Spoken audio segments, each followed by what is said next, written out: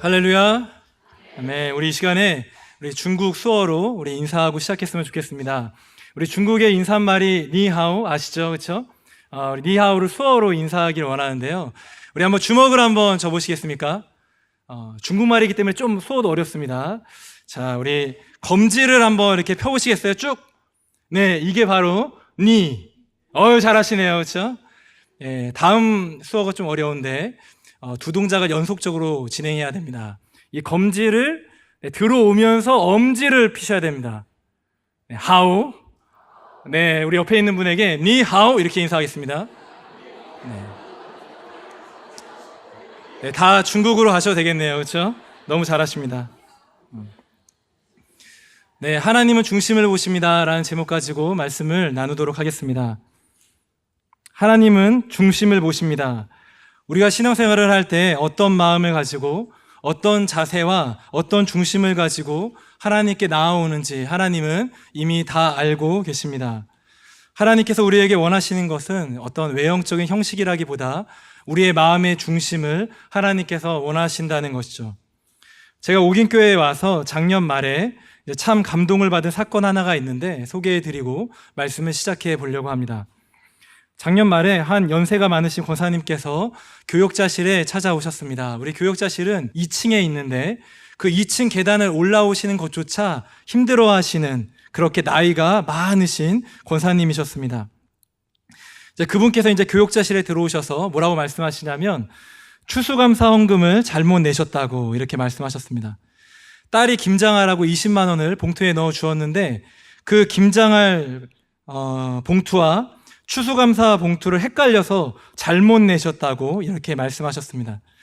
제가 이제 그 이야기를 듣고 나서 헌금을 잘못 냈으니 좀 돌려달라고 하시는구나 제가 이렇게 생각을 했습니다. 그런데 이제 그 다음 말을 듣고 제가 충격을 받았죠. 고사님께서 뭐라고 말씀하시냐면 하나님의 은혜로 매년 200만 원씩 하나님께 헌금을 드렸는데 올해는 100만 원밖에 못 드려서 너무나 죄송한 마음이 크다고 저한테 그렇게 말씀하시는 것이었습니다. 20만 원이 아니라 100만 원을 헌금을 내고 싶다고 찾아오신 것이죠. 참 귀한 권사님이지 않습니까? 그런데 이제 이게 끝이 아니라는 것이죠. 그 권사님께서 100만 원을 내야 하니까 20만 원을 돌려달라고 하시는 거예요. 제 생각에는 이미 20만 원을 냈으니 80만 원만 더 내면 이제 100만 원 되지 않겠습니까? 그렇죠? 그런데 그 권사님께서 한사코 그 20만 원을 돌려받고 100만 원을 다시 내겠다 이렇게 말씀하신다는 것이죠. 이유인 즉슨 딸이 김장값 하라고 준 20만 원에는 찢어진 돈이 있고 구겨진 돈이 있어서 그 돈으로 드릴 수가 없다는 것입니다. 다시 그 돈을 돌려받고 새 돈으로 깨끗한 돈으로 준비된 이 추수감사 헌금을 하나님께 드리고 싶다고 이렇게 말씀하시는 것이었습니다. 돈의 액수를 떠나서 하나님께서 그 중심을 보시고 기뻐하지 않으셨겠습니까? 헌금의 많고 적음이 문제가 아니라 그 하나님께 드리는 마음이 중요한 것 아니겠습니까? 사랑하는 성도 여러분, 하나님은 중심을 보십니다. 여러분은 오늘 예배에 나오셨는데 어떤 마음을 가지고 이 자리에 나오셨습니까? 이 시간 온 마음과 정성과 뜻을 다하여 예배드리는 저와 여러분이 되기를 간절히 소망합니다.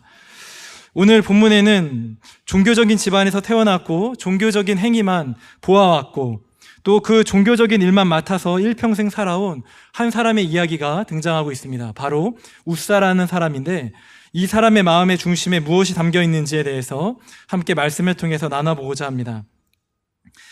오늘 읽은 말씀을 한번 잘 생각해 보시면 좀 고개가 갸우뚱하면서 하나님, 이건 조금 너무하신 것 아닙니까? 라는 생각까지도 드는 이야기입니다. 법궤가 블레셋에 돌아와서 이제 아비나답의 집에 70년 동안 이렇게 머물러 있었습니다. 다윗이 왕이 된 후에 오늘 읽은 1절 말씀을 보시면 다윗이 이스라엘에서 뽑은 무리 3만 명을 다시 모으고 그 법궤를 다시 예루살렘으로 모셔오기 위해서 다윗은 3만 명의 군사와 함께 아비나답이라는 그 사람의 집으로 가게 되어집니다. 그리고 그 법궤를 모시고 오는 길에 나곤의 타작마당까지 오게 되어졌는데 그곳에서 갑자기 소가 뛰기 시작했다는 것이죠. 그 뒤에 실려있는 흔들리는 법궤를 붙잡은 그 우사가 그 자리에서 즉사하게 되었다는 이야기가 오늘 저와 여러분들이 읽은 말씀의 내용입니다. 여러분들은 좀 이해가 되십니까? 법궤를 수레에 싣고 오다가 수레가 흔들렸고 그 법궤가 떨어질까봐 손을 좀 대었을 뿐인데, 우사가 좀 잡았을 뿐인데, 하나님께서 그 행위로 말미암아 우사를 그 자리에서 죽이셨다고 하니 이거 좀 과한 것 같고 좀 너무하시다라는 생각이 좀 들기도 합니다. 법궤가 떨어지는 것보다 떨어지기 전에 잡은 게 더 잘한 행동 아니겠습니까? 어찌 보면 칭찬받아야 될 행동 같은데 하나님은 우사를 쳐서 죽이셨다는 것입니다. 제가 이 본문을 연구하면서 더 많이 놀랐습니다. 왜냐하면 우사가 그 궤를 손으로 이렇게 딱 잡았을 때 윽 하고 픽 하고 쓰러져서 이렇게 죽은 게 아니라는 것이죠. 오늘 읽으신 8절 말씀을 보시면 여호와께서 우사를 치심으로 라고 적혀 있는데, 여기에 치심으로라는 원어는 페레츠라는 단어입니다. 그 뜻이 무엇이냐면 폭발하다, 터지다 라는 의미를 가지고 있습니다.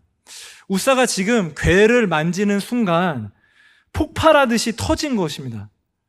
하나님께서 치셨으니 이 얼마나 큰 충격이 우사에게 가해졌겠습니까?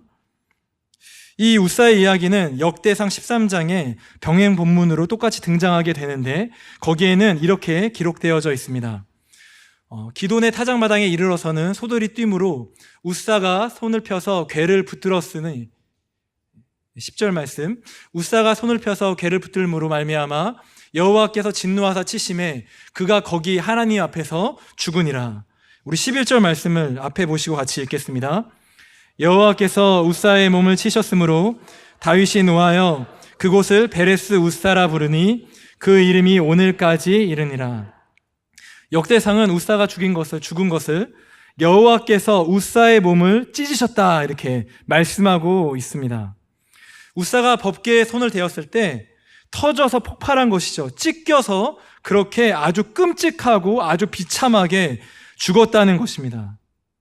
제가 이 말씀을 이렇게 보면서 와, 진짜 하나님 너무하신 것 같네요, 이런 생각이 좀 들었습니다. 아니, 어떻게 손을 좀 대었을 뿐인데 하나님은 우사를 이렇게 폭발하듯이 터뜨리시고 찢어서 죽이실 수가 있을까, 이런 생각이 제 마음 가운데 들었다는 것이죠. 한 번 실수로 손을 대었는데 펑 하고 터져버린 것입니다. 사랑하는 성도 여러분, 우리 하나님 이런 분이십니다. 조심하십시오. 왠지 되게 다 이렇게 경직되셨는데 실수하면 이렇게 될 수도 있다는 것이죠. 다음 주부터 제가 좀 종이에다가 경고문을 좀 적어서 교회 앞에 붙여놓으려고 합니다. 경고, 예배를 드릴 때 조심하십시오. 조금만 실수해도 터져 죽을 수 있음, 이렇게. 여러분 졸지 마십시오. 오늘 예배 시간에 또 딴짓하지 마십시오. 여러분 큰일 납니다. 이제 그런 의미에서 본다면 제가 볼 때는 여기 우리 성가대가 제일 위험한 것 같습니다.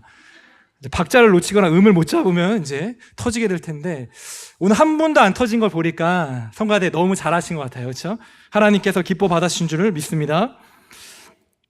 이 죽음이 얼마나 비참하고 끔찍했는지 이제 이 법궤를 예루살렘으로 옮기는 이 큰 프로젝트가 잠정적으로 중단이 되어졌다는 것이죠. 여러분 3만 명이 갔기 때문에 돌아오는 일에 그 중에 한두 명 죽을 수도 있는 거 아니겠습니까?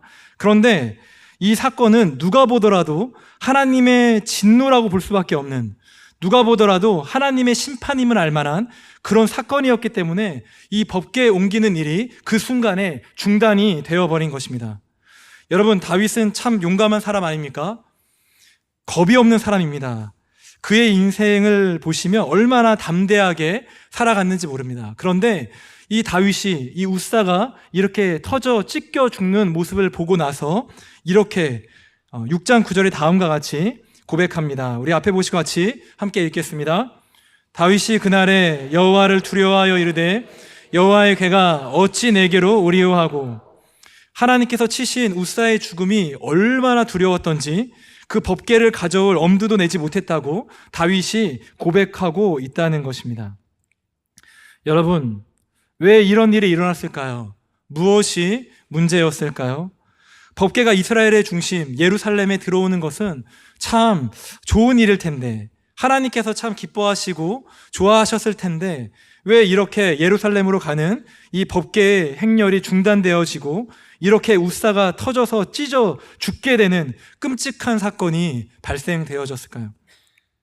먼저 우사라는 인물을 우리 함께 같이 살펴보기를 원합니다. 여러분, 우사는 3대째 내려오는 법궤를 관리하고 지키는 가정에서 태어났습니다. 3절에 보시면 아비다납의 아들 우사와 아요가 그 세 수레를 모니라 라고 말씀하고 있는데, 아비나답의 아들이라고 말하고 있지만 아들이라고 보기에는 좀 어렵습니다. 왜냐하면 사무엘상 7장 1절에 보시면 70년 전에 이 아비나답 집에 이 궤가 들어왔는데 그때 이미 이 아비다납의 아들 엘르아살이 있었다는 것이죠. 만약에 우리가 아들로 본다면 70년이 지났기 때문에 다들 노인이 돼서 법궤를 운반할 수 있는 그런 능력이 없는 것입니다. 여기에 아들로 쓰인 히브리어 벤, 이 단어는 아들뿐만 아니라 자손, 손자라는 의미로 다른 성경 구절에 번역되어 쓰여져 있습니다. 그렇기 때문에 우리가 여기 이 우사와 아요를 아비나답의 아들로 보는 것이 아니라 손자로 보는 것이 조금 더 옳은 해석인 것 같습니다. 오늘 말씀을 여러분에게 좀 더 쉽게 이해하기 위해서 제가 우사의 관점에서 이 이야기를 한번 정리해 보았는데요. 네, 한번 들려드리겠습니다. 나는 우사다. 우리 집은 임시성전인데 우리 집 한켠에는 길이가 1.2m 조금 안 되고 너비와 높이가 60cm가 조금 넘는 직사각형의 조그마한 상자가 놓여있다. 법궤라고 한다. 내가 보니 이 상자는 시딘나무로 만들어져 있고 그 위에 금칠이 되어져 있다. 내가 어린 시절 그 상자 앞에서 뛰어놀 때면 아비나답 할아버지는 나를 불러 이 법궤에 대한 이야기를 들려주시곤 했다. 우리 조상 모세가 시내산에서 하나님께 두 돌판을 받았는데 저 법궤 안에 들어있다고 했다. 그리고 아론의 쌍난 지팡이와 만나들도 함께 들어있는데 이 이야기는 할아버지에게 수도 없이 들었다. 할아버지는 똑같은 이야기를 매번 처음 하듯이 늘 나에게 들려주셨다. 지금으로부터 몇십 년 전 이스라엘 백성들이 블레셋과의 전투에서 이기기 위해 법궤를 가지고 나아갔다고 한다. 그런데 그 전쟁에서 지게 되었고 법궤를 빼앗겼는데 신기하게도 7개월 후에 블레셋은 이 법궤를 아무 조건 없이 이스라엘로 돌려보냈다고 한다. 나중에 알고 보니 법궤가 있었던 블레셋 도시에서 그들이 섬기는 다곤이 넘어지고 독한 종기가 나며 엄청난 재앙이 내려졌는데 이렇게 7개월 동안 법궤 때문에 블레셋이 초토화되었다고 한다. 그래서 블레셋 사람들은 이 법궤를 두려워하였고 암소 2마리가 끄는 새 수레에 이 법궤를 보물과 함께 싣고 옆 동네인 벳세메스로 보냈다. 이 법궤를 받은 벳세메스 주민들은 이 법궤가 너무나 궁금해 들여다보았다가 70명이나 그 자리에서 죽게 되었다. 그로 인해 두려움을 가진 사람들이 이 법궤를 보냈는데 그곳이 바로 나의 할아버지였던 아비나답의 집이었다고 한다. 그때부터 쭉 이 집에 법궤가 있게 되었다고.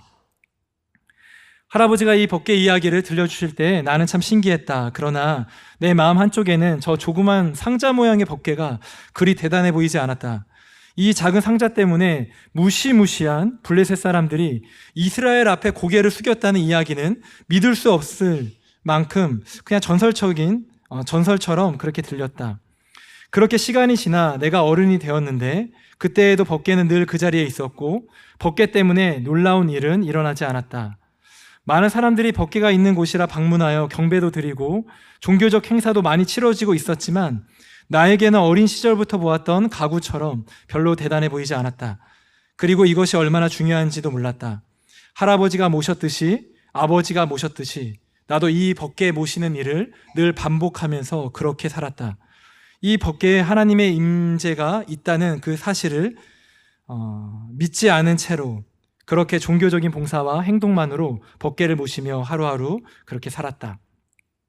그러던 어느 날 얼마 전 이스라엘의 전 영토를 통치하게 된 다윗 왕이 군대 3만 명을 데리고 우리 집으로 찾아왔다.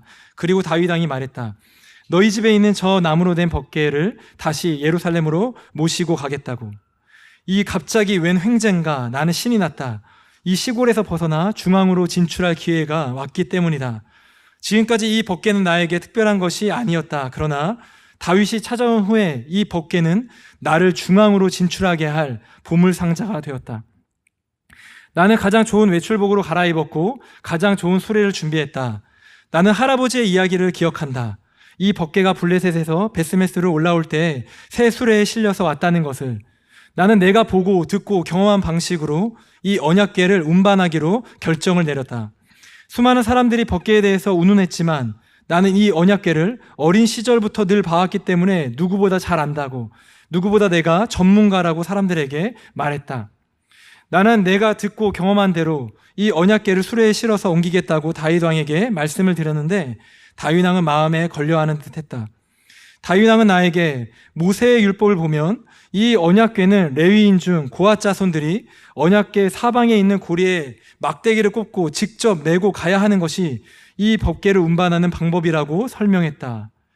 나는 그 이야기를 듣는 순간 고리타분하게 느껴졌다. 아니, 지금 시대가 어느 때인데 고리에 막대기를 껴서 메고 간단 말인가? 시대가 많이 바뀌었다. 나는 내가 가지고 있는 최신 수레를 보여줘야 하겠다. 나는 다시 한번 다윗 왕에게 70년 동안 이 법궤를 우리 집안에서 가지고 있었고 이 법궤를 누구보다 내가 잘 관리했다고 설득했다. 예루살렘까지 안전하게 옮기는 것은 내가 알아서 하겠다고. 다윗 왕은 마음에 걸려했지만 내 말에 공감했고 결국 수레를 싣고 법궤를 옮기기로 결정했다. 드디어 출발했다. 다음 이야기가 궁금하시죠? 네, 다음 설교 시간 하겠습니다 하고 가면 안 되겠죠, 그렇죠? 네, 우리 여기까지 제가 이야기를 만들어 보았고요. 이제 성경을 좀 보겠습니다. 우리 3절 말씀을 우리 앞에 보시고 같이 한 목소리 읽겠습니다. 그들이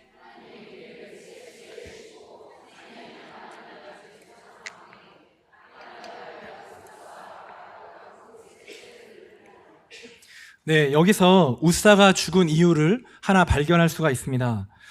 우리가 신앙생활을 하고 있는데 결정적인 순간에 하나님 뜻대로 하지 않는 경우가 참 많이 있습니다. 말씀은 이미 들어서 또 이 상황 가운데 하나님이 원하시는 뜻을 너무나 분명히 알고 있음에도 불구하고 말씀과 상관없이 자기 마음대로 결정 내버리는, 그리고 그렇게 행해버리는 경우가 참 많이 있다는 것이죠. 여러분, 우사는 종교적인 집안에서 태어났고 종교적인 행위만 보면서 자라왔고 그도 종교적인 일을 맡아서 일평생 감당했습니다.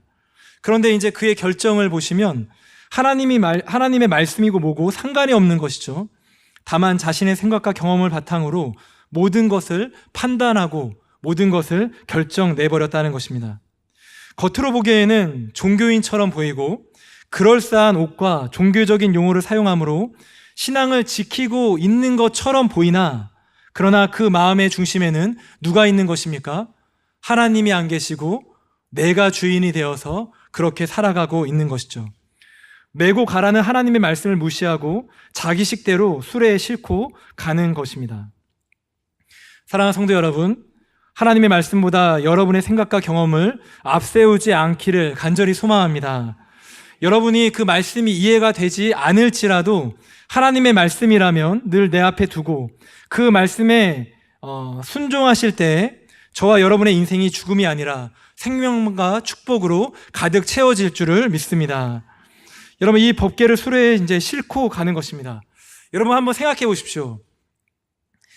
이 법궤의 앞에는 형인 아요가 앞서가고 있고 자기는 그 뒤에서 이제 우사가 서서 가는 것입니다. 이 법궤를 중심으로 해서 3만 명이라 하는 군사가 주변에 호위를 하고 있고 길거리에는 이스라엘 백성들이 수많은 사람들이 나와서 환호를 하고 있는 것이죠. 사람들은 법궤를 향해 손을 흔들었고 소리쳤고 악기는 다 사용하고 있는 그런 지금 상황 가운데 이 모든 환호가 보이는 가장 중심의 자리, 그 법궤 바로 옆에 이 우사가 지금 서 있는 것입니다. 여러분, 그 모든 환호가 다 자신에게 오는 듯한 느낌을 받지 않았겠습니까? 법궤에 가장 가까운 곳에 서 있는 자신의 모습이 좀 으쓱해지지 않았겠습니까? 이 우사가 얼마나 기고만장했겠습니까? 그러나 이런 자들의 최후는 어떻게 될까요? 드디어 이 행렬이 나곤의 타작 마당까지 오게 되어졌습니다. 그런데 성경에 보시면 갑자기 나곤의 타작 마당에 왔을 때 소들이 뛰기 시작했다고 6절에 말씀하고 있습니다. 우리 한번 6절 말씀 같이 읽겠습니다.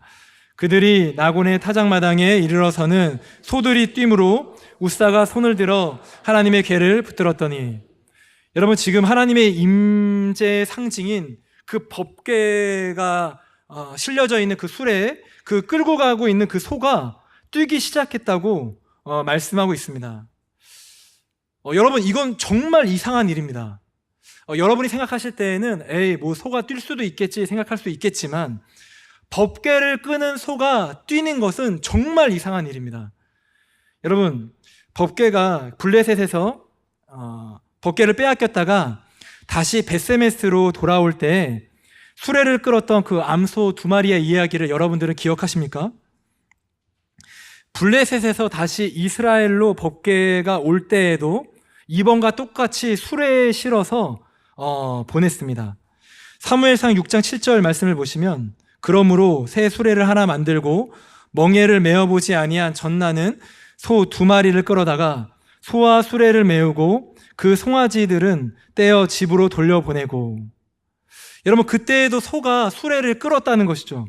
여러분 근데 말씀을 보시면 좀 황당합니다. 왜냐하면 첫째로 이 소들은 멍에를 메어보지 아니한 소라는 것입니다.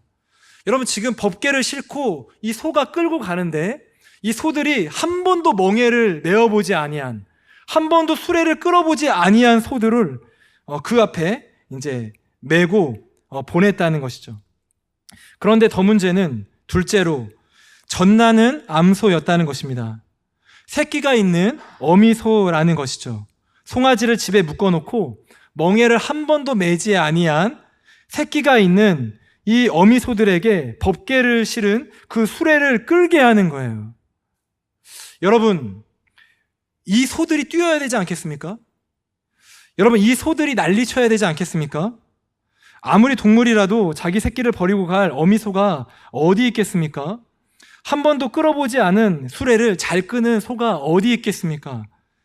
자기 마음대로 움직이고 뛰고 넘어지고 반항해야 할 것 같은데, 여러분 성경은 놀라운 일을 기록하고 있습니다. 우리 사무엘상 6장 12절 말씀 우리 앞에 보시고 같이 읽겠습니다. 암소가 벳세메스 길로 바로 행하여 대로로 가며 갈 때에 울고 좌우로 치우치지 아니하였고 블레셋 방백들은 벳세메스 경계선까지 따라가니라. 성경 말씀에 암소가 좌로나 우로나 흔들리지 않고 치우치지 않고 자기 새끼를 뒤로 한 채 울면서 그렇게 벳세메스로 갔다라고 말씀하고 있습니다. 멍에를 한 번도 메어보지 않은 소가 자기 새끼들이 뒤에 있음에도 불구하고 이 소가 뛰지 않고 반항하지 않고 좌로나 우로나 치우치지 아니하고 어떻게 이렇게 갈 수가 있었을까요? 여러분 그 이유가 무엇이라고 생각하십니까? 여러분 그 이유는 하나님께서 벳세메스로 가기를 원하셨기 때문에 그렇습니다. 하나님께서 원하시기에 이 소들이 그렇게 갈 수밖에 없는 거예요. 창조주 하나님이 원하시는 일이시기에 이 피조물, 이 암소들이 좌로나 우로나 치우치지 아니하고 벳세메스로 그렇게 똑바로 이렇게 갔다는 것입니다. 여러분 반면에 이 웃사가 선택한 소는 훈련이 잘 되어 있지 않겠습니까? 힘도 세고 사람의 말도 잘 듣고 숙련된 최고의 소들일 텐데 이 소들이 법궤를 싣고 뛰었다는 것입니다. 여러분 우리가 이 문제를 그냥 소가 뛰었다고 그냥 소들의 문제로 볼 것이 아니라 소가 뛰고 비틀거릴 때 웃사와 다윗은 알아챘어야 했던 거예요. 하나님께서 원하시지 않는다는 것을 말입니다. 그러나 그들이 깨닫지 못하는 것이죠. 그냥 소가 뛰는 줄 알았다는 것입니다. 여러분 우리가 인생을 살아갈 때 하나님께서 주시는 사인들이 있습니다. 하나님께서 어떤 경계선을 이렇게 정해놓고 너 이거 넘어가면 너 이제 혼난다. 너 이거 넘어가면 너 이제 한 방 맞는다. 하나님께서 어떤 경계선을 우리 가운데 이렇게 그어 놓으신 거죠. 여러분 지금 웃사는 어디에 있습니까? 바로 나곤의 타작마당입니다.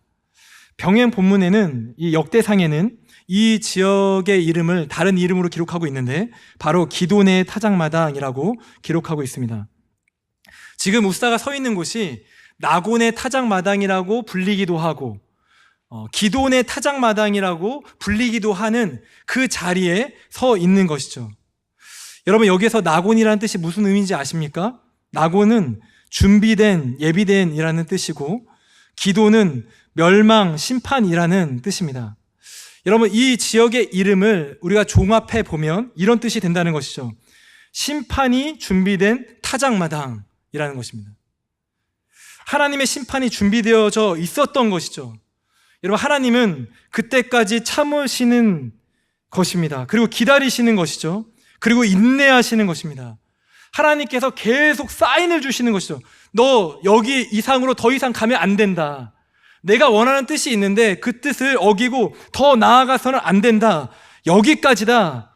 하나님은 우사에게 그리고 다윗에게 소가 그 준비된 심판이 준비되어져 있는 타작마당에서 소가 뛰므로 사인을 주고 계신 거예요. 내가 원치 않는다고. 나는 더 이상 나아가길 원치 않는다고. 내가 정한 이 준비한 심판의 경계가 바로 여기인데 여기를 넘어가면 안 된다고 소가 뛰므로 사인을 주고 계셨다는 것입니다. 여러분 한번 생각해 보면 우사는 법궤를 수레에 실었을 때 그 순간부터 이미 심판받아서 찢겨져 터져 죽어야 할 마땅한 사람이라는 것이죠. 이미 벌써 우사는 찢어 죽어야 되는 사람이었다는 것입니다. 그런데 하나님이 참으시는 것이죠. 기다리시는 것입니다. 돌이키기를 원하셨던 것입니다. 그렇게 심판이 준비된 타작마당에 올 때까지 사인을 주시면서 계속 참고 하나님께서 인내하셨던 것이죠. 그런데 여러분, 하나님께서 참으면 참으실수록 이 간사한 인간은 어떻게 생각하는지 아십니까? 하나님은 없구나 이렇게 생각한다는 것입니다. 하나님이 참으면 참으실수록 우리는 하나님을 얕잡아 본다는 것이죠. 아이고 하나님이 힘이 없으시구나, 하나님도 여기에 있어서는 어쩔 수 없는 분이시구나 이렇게 생각하며 하나님을 얕잡아 본다는 것입니다. 지난 수요일 우리 선교 팀원들과 함께 식사를 했는데 저희 두 자녀도 함께 데리고 왔습니다. 청년들이 제 아들과 딸에게 물어보는 거예요. 아빠가 무섭니? 엄마가 무섭니? 이렇게. 여러분 누가 무서울까요? 누가 무서울까요? 제가 별로 안 무서우신가 보네요. 네, 아이들이 뭐라고 대답하냐면 엄마가 무섭다고, 아빠는 늘 효자손으로 때린다고 하지만 한 번도 안 때린다고 이렇게 아이들이 말하는 것이었습니다. 여러분 그 아이들이 지금 모르고 있는 거죠, 그렇죠? 제가 참고 또 참고 제가 인내해서 그렇게 안 때리고 있다는 것을 그 아이들이 모르고 있는 거예요. 이 아이들이 아빠는 엄마보다 약해, 아빠는 못 때려, 아빠는 별것 아니야, 지금 이렇게 생각하고 있다는 것입니다. 엄마의 사랑보다 더 큰 아버지의 사랑을 가지고 제가 지금 참고 인내하고 견뎌내고 있다는 것을 제 아이들이 모르고 저를 얕잡아 보고 있는 것이죠. 효자손의 심판이 임박했다는 것을 제 자녀들이 알아야 합니다. 네. 효자손으로 이제 맞을 때 이제 그때 깨닫겠죠. 아, 아빠의 힘과 그 권능이 대단한 분이셨구나 이렇게. 여러분 인간도 똑같다는 것입니다. 하나님이 계속 참고 인내하고 기다리실 때 우리는 하나님 별거 아니구나, 하나님 없으시구나 이렇게 하나님을 무시하면서 살아간다는 것이죠. 여러분 우사는 결국 갈 때까지 갔고 하나님을 무시했다는 것입니다. 나곤의 타작마당에서 소가 뛸 때 가뜩이나 모든 시선이 이 법궤에 있었는데 소가 뛰자 사람들이 더 주목해 보지 않겠습니까? 여러분 그 법궤에 3만 명이 후회하고 수많은 사람들이 환호하고 악기가 있는데 이 소 뛰자 이 법궤가 흔들리는 것입니다. 가뜩이나 주목해서 보고 있는데 이 소들이 뛰자 더 많은 사람들이 더 집중해서 이 법궤를 보게 되는 것이죠. 여러분 이렇게 모든 사람의 시선이 법궤에 모여 있을 때 6절 말씀을 보시면 우사가 손을 들어 하나님의 궤를 붙들었더니, 우사가 손을 들어서 하나님의 궤를 딱 이렇게 붙들었다고 이렇게 말씀하고 있습니다. 여러분 지금 우사가 손을 들었다고 이렇게 말씀하고 있는데 여러분 우사는 손을 그렇게 들 필요가 없습니다. 왜냐하면 여러분 한번 생각해 보십시오.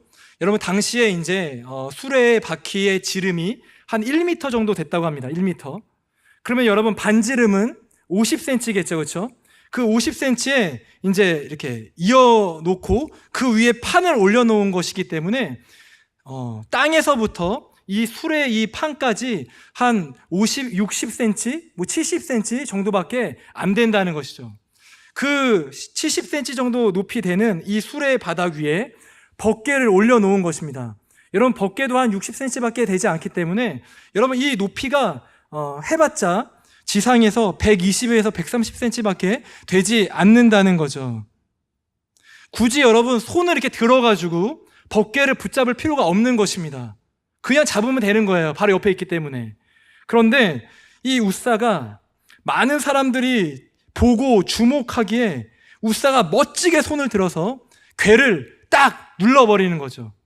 확 붙잡았다는 것입니다. 여러분, 여기에 붙잡았다는 말은 히브리어로 아하즈라는 단어인데 소유라는 개념을 포함하는 단어입니다. 이건 내 거야 이렇게 할 때 아하즈라고 이렇게 사용하는 단어인 것이죠. 여러분, 이 우사는 덮개가 내 것이라고 생각하고 잡은 것입니다. 태어날 때부터 늘 그 궤가 자기 집에 있다 보니까 그냥 그 덮개가 친숙한 것이죠. 원래부터 우리 집에 있었고 내가 계속 관리해 왔던 것이기 때문에 아하즈, 이건 내가 소유권이 있는 물건이다 생각하고 이 덮개를 아무 생각 없이 그렇게 딱 눌러 잡았다는 것입니다. 이 우사가 이 덮개를 누르면서 그 마음 가운데 이런 마음이 있지 않겠습니까? 하나님, 가셔야죠. 다윗성으로 가셔야죠. 여기서 덮개가 깨지면 안 됩니다. 이제 나도 시골에서 벗어나 중앙으로 진출 좀 해야 되지 않겠습니까?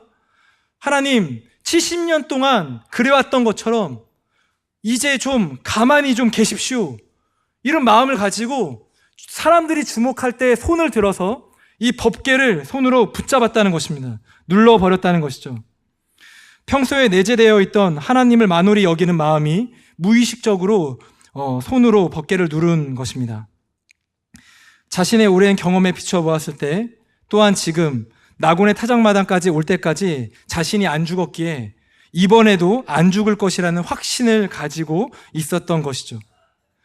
그런데 여러분, 이것은 착각이었습니다. 그렇게 붙들었더니 어떻게 됩니까? 하나님께서 그 자리에서 우사를 치셨다는 것입니다. 우리 7절 말씀을 우리 함께 같이 읽어보겠습니다. 여호와 하나님이 우사가 잘못함으로 말미암아 진노하사 그를 그곳에서 치시니 그가 거기 하나님 궤 곁에서 죽으니라. 여러분, 그냥 쓰러져 죽은 것이 아니라 사람들이 깜짝 놀랄 만큼 눈앞에서 우사가 찢겨져 터져 죽었다는 것이죠. 그것도 하나님의 궤 곁에서 죽었다는 것입니다. 여러분, 이 얼마나 비참한 죽음입니까? 우리 8절 말씀입니다. 우리 마지막으로 함께 같이 읽겠습니다. 여호와께서 우사를 치심으로 다윗이 분하여 그곳을 베레스 우사라 부르니 그 이름이 오늘까지 이르니라. 네, 그곳을 베레스 우사다라고 칭했다는 것이죠. 여러분, 베레스는 치다라는 의미이기 때문에 우사를 치셨다라고 번역할 수 있지만 우리가 더 깊이 있게 보자면 여러분, 우사라는 이름의 뜻이 있습니다. 바로 고집, 힘, 강함이 이 우사의 이름의 뜻입니다. 우사는 그 마음의 중심에 무엇이 담겨 있었습니까? 자신의 이름과 같이 고집, 힘, 강함으로 가득 채워져 있었던 것입니다. 그 마음에 하나님의 율법보다 자기의 경험을 앞세워 모든 것을 결정하려고 하는 고집, 하나님을 자기 소유라 생각하고 자기의 힘과 능력을 사용하여 하나님을 제어하려고 하는, 자기 출세와 유익을 얻기 위해 하나님을 이용하려 했던 그 우사를 하나님이 치셨다라는 말이 바로 이 베레스 우사라는 말이라는 것입니다. 고집, 힘, 강함을 치시다. 이것이 바로 베레스 우사, 이 말의 뜻이라는 것이죠. 사랑하는 성도 여러분, 제가 이 말씀을 준비하면서, 제가 말씀을 읽으면서 가장 안타까웠던 것은 우사가 하나님 궤 곁에서 죽었다라는 것입니다. 생명의 하나님 앞에서 죽임을 당했다니 이 사람보다 더 안타까운 죽음이 어디 있겠습니까? 여러분, 우리도 지금 하나님 앞에 나오지 않았습니까? 생명의 하나님 앞에 우리가 지금 서 있는 것입니다. 그러나 내 마음도 우사와 같이 내 마음에 고집이 가득하고 내 힘을 믿고 내가 강하다고 생각하는 그 교만이 있다면 우리도 웃사와 같이 하나님 곁에서 비참한 인생으로 죽을 수 있음을 성경은 우리에게 말씀하고 경고하고 있다는 것입니다. 사랑하는 성도 여러분, 하나님께서 지금도 저와 여러분들을 위해서 참고 인내하고 계시다는 사실을 알고 계십니까? 우리가 만약 우리의 기도 낙원의 타작마당, 즉 준비된 심판이 있는 곳이 어디인 줄만 안다면 그 전에 돌이킬 텐데, 저와 여러분들이 그 심판의 장소를, 하나님이 정해놓은 그 경계선을 저와 여러분들이 모른다는 것이죠. 지금도 우리가 하나님을 계속 떠보면서 계속 죄를 저지르면서 여기까진 괜찮네, 좀 더 죄 짓자, 여기까지도 괜찮구나, 이렇게 생각하면서 하나님을 조롱하며 얕보며 웃사처럼 살고 있을지도 모릅니다. 지금 이 자리가 여러분에게 마지막 하나님의 사인이 될 수 있는 낙원의 타작마당일 수도 있다는 것을 우리가 인식하며 우리의 마음을 돌이켜야 된다는 것이죠. 하나님은 우리의 중심 보십니다. 웃사의 겉모습에 다들 속았습니다. 제사장처럼 멋진 옷을 입었고요, 하나님의 종처럼 행세를 하고요, 손을 들어 법궤를 잡은 것이 하나님의 궤를 지키려는 행동처럼 모든 사람들을 다 속였을지는 몰라도 하나님은 자신을 만홀히 여기는 웃사의 중심을 보셨다는 것입니다. 사랑하는 성도 여러분, 하나님은 우리의 중심을 보십니다. 예배 드리는 횟수, 헌금 드리는 액수가 중요한 게 아니라 우리의 진정한 마음을 우리 하나님께서 보고 계시다는 것이죠. 오늘이 나의 낙원의 타작마당이다 생각하시고 우리의 마음을 다시 한번 주님께 온전한 마음으로 돌이키시는 여기 계신 모든 성도님들이 되시기를 간절히 소망합니다. 그리고 매일매일 삶 가운데 하나님 앞에서 온전한 모습으로 참된 예배자로 살아가시는 저와 여러분이 되기를 간절히 소망합니다. 여러분, 제2의 웃사가 되지 마십시오. 왕의 겉모습과 체면을 내려놓고 바지가 내려갈 정도로 춤을 추었던 다윗 같은 아름다운 마음으로 가지고 살아가셔서 하나님의 임재가 여러분의 삶과 가정 가운데 놀랍게 임하는 축복을 받는 여러분의 인생이 되기를 우리 주님의 이름으로 축원합니다. 우리 말씀 생각하시면서 우리 이 시간에 함께 잠깐 기도했으면 좋겠습니다. 여러분, 내 모습 가운데 웃사와 같은 모습은 있지는 않습니까? 하나님의 말씀을 알면서도 내 마음에, 내 생각에, 내 경험대로 그렇게 판단하면서 여러분 살아가고 있지는 않으십니까? 여러분, 하나님이 지금 심판이 준비된 그 자리에서 우리를 기다리시고 참으시며 인내하고 계십니다. 여러분, 이 시간에 우리가 하나님 말씀보다 앞서려고 했던 것들, 하나님을 이렇게 무시했던 것들, 만홀히 여겼던 것들이 있다면 이 시간에 회개함으로 나아갔으면 좋겠고, 하나님, 내 모습 가운데 다시 돌이켜 전심으로 우리의 마음의 중심을 보시는 하나님 앞에 전심으로 예배드리는 예배자의 삶을 살 수 있도록 도와달라고 우리 이 시간에 잠깐 1분 동안만 합심해서 기도하겠습니다.